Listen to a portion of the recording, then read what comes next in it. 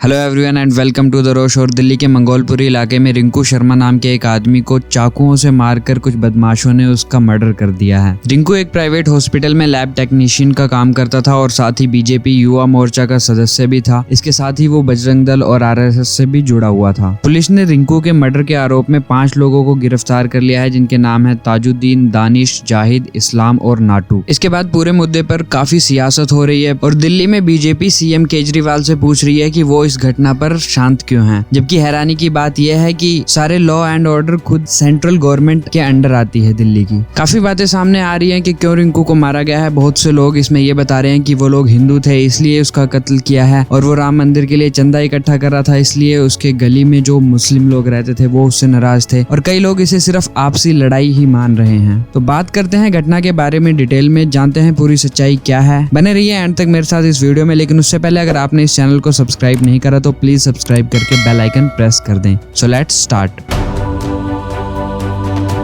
ये हैं बाबू, जिनका 9 फेब को बर्थडे था और ये 10 फेब को पार्टी दे रहे थे अपने दोस्तों की, जिसमें आकाश, सचिन, जाहिद और गोलू शामिल थे। तो होता क्या है, पार्टी के दौरान सचिन और जाहिद की लड़ाई हो जाती है, दोनों में हाथापाई हो जाती है। इसी बीच सूरज जो होता है वो भी सचिन को मारने लगता है। सूरज और जाहिद दोनों दोस्त होते हैं, तो सूरज और जाहिद दोनों एक तरफ हो जाते हैं और सचिन को मारने लगते हैं। इस घटना से रिंकू का कोई लेना देना नहीं था, वो उस टाइम चुपचाप बैठा हुआ था और वो अपने घर जाना चाहता था। आकाश ने अपने बयान में बताया है कि इस घटना के बाद सबका मूड तो वैसे ही खराब हो गया था, तो सब अपना घर आना चाहते थे और बाबू ने कहा कि वो केक भी घर पर ही काटेगा। तभी वो लोग सुनते हैं कि एक काफी बड़ी भीड़ रिंकू के घर की तरफ आ रही थी डंडों से अटैक करने के लिए, और फिर थोड़ी देर बाद पता लगता है कि रिंकू को किसी ने चाकू से मारकर उसका मर्डर कर दिया है। फिर उसके बाद रिंकू को संजय गांधी हॉस्पिटल में ले जाया गया, जहाँ पर उसकी डेथ हो गई। आकाश ने यह भी बताया कि जाहिद के अंकल तसुद्दीन वो भी हॉस्पिटल में आए थे और उन्होंने इन लोगों के साथ मिसबिहेव भी किया। सबसे पहले सचिन और जाहिद में लड़ाई हुई थी। सचिन ने बताया कि जाहिद ने अचानक उसे गालियां देनी शुरू कर दी थी और फिर दोनों के बीच लड़ाई हुई। फिर उसके बाद सचिन ने 100 नंबर पर कॉल किया पुलिस को और करीब 10-12 लोग उसके घर के बाहर इकट्ठा हो गए। सूरज भी पार्टी में था। सचिन ने बताया सूरज और वो बात कर रहे थे, जाहिद को लगा कि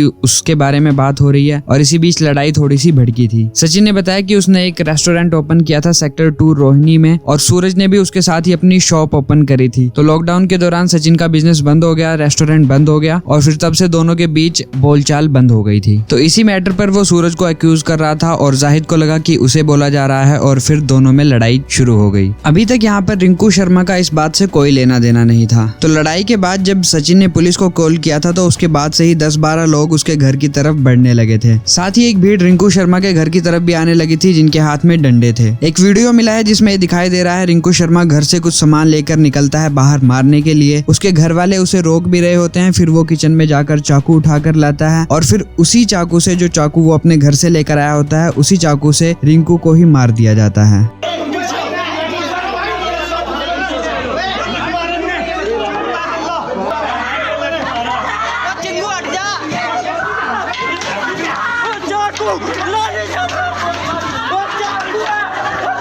तो ये जो रिंकू की मृत्यु हुई है वो सेल्फ डिफेंस के कारण हुई है। बाकी ये जो भी घटना हुई है ये बहुत गलत हुआ है। जिन 4 लोगों को गिरफ्तार किया गया है जो कि इस घटना को अंजाम देने में शामिल थे, उनमें से एक इस्लाम भी है। पिछले साल इस्लाम की पत्नी को रिंकू शर्मा ने खून भी दिया था। अब यहाँ पर रिंकू की माँ का कहना है कि रिंकू शर्मा से चिढ़ते थे वो लोग, और साथ ही ये भी कहते थे कि ये जय श्री राम का नारा क्यों लगाता है। इस बात को लेकर विवाद हुआ था और फिर उनके बेटे को मार डाला गया है। रिंकू के भाई का भी यही कहना है कि वो राम मंदिर के लिए चंदा इकट्ठा करता था और इसी बात से वो लोग इससे परेशान थे और मौके का फायदा उठाकर उन्होंने इसका मर्डर कर दिया। अब लेकिन जिन 4 लोगों को अरेस्ट किया गया है उनके खिलाफ पुराना कोई भी क्रिमिनल रिकॉर्ड मौजूद नहीं है। उनके परिवार वालों की मदद के लिए बीजेपी लीडर कपिल शर्मा आगे आए हैं। उन्होंने 24 घंटे में करीब 50 लाख रुपए इकट्ठा किए हैं और कहा है वो जल्दी ही 1 करोड़ रुपए तक की मदद देने की कोशिश कर रहे हैं। अगर ये केस किसी भी सेम कम्युनिटी के लोगों के बीच हुआ होता तो इस पर इतना शोर ना होता। ये 2 अलग कम्युनिटी के बीच के आपसी झगड़े की घटना है जिस पर बहुत सारे लीडर को अपनी राजनीति चमकाने का मौका मिल गया है। पुलिस अब भी इस मर्डर को झगड़े का नतीजा ही बता रही है और कई नेता इसमें हनुमान और जय श्री राम का एंगल भी शामिल कर रहे हैं। देर शाम को मंगोलपुर इलाके में कुछ लड़के एक रेस्तोरेंट में बर्थडे पार्टी मनाने के लिए पहुंचे थे। उसी दौरान लड़कों के बीच में एक रेस्तोरां, पुरानी रेस्तोरां बंद होने के विषय को लेकर के, बिजनेस राइवलरी को लेकर के उनके बीच में लड़ाई झगड़ा हुआ और वहां पर से वो लोग फिर चले गए। उसके उपरांत इस एक रिंकू नाम का लड़का जो वहीं पर था, उसके घर के पास में इस झगड़े में शामिल कुछ लड़के आकर के उसके इलाके के ही वो आकर उसके घर के पास पहुंचे और वहां पे दोबारा से एक लड़ाई झगड़ा और मारपीट होने लगा। उस मारपीट के दौरान युवक रिंकू को चाकू से चोट लगी और दौरान इलाज उसकी मृत्यु हो गई।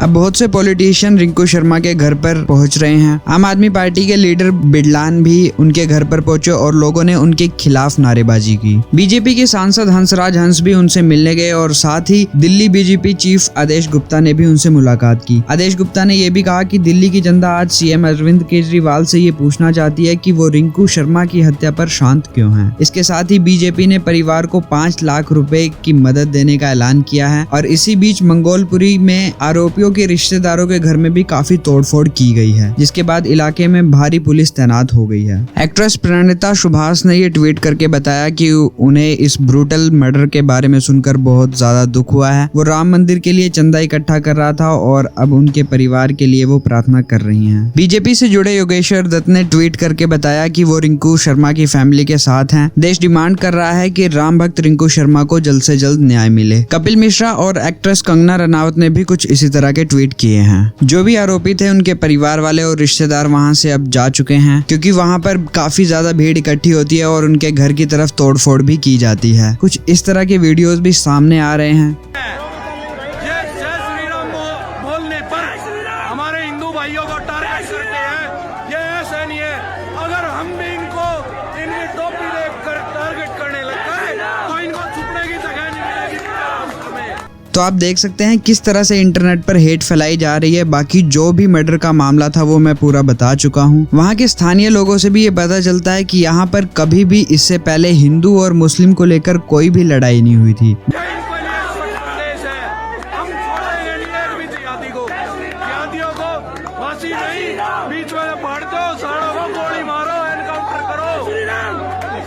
गली में और भी उत्सव मनाए जाते थे, जागरण होते थे, कभी किसी को इससे कोई आपत्ति नहीं हुई थी। जो भी आरोपी थे उन्हें अरेस्ट कर लिया गया है, उनके खिलाफ कार्रवाई होगी। हमें और आपको इस तरह की हेट स्पीचेस से दूर रहना है, जो कि हमेशा देश में दंगे फैलाते हैं और नफरतें फैलाने का काम करते हैं। आई होप वीडियो आपको अच्छा लगा होगा। अगर अच्छा लगा है तो इसे लाइक जरूर करें और लाइक के साथ साथ शेयर करना ना भूलें। वीडियो से रिलेटेड कोई सजेशन होगा तो नीचे कमेंट बॉक्स में जरूर बताएं और बने रहे हमारे साथ इसी तरह इस चैनल को सब्सक्राइब करके। Thanks for watching. See you in the next one.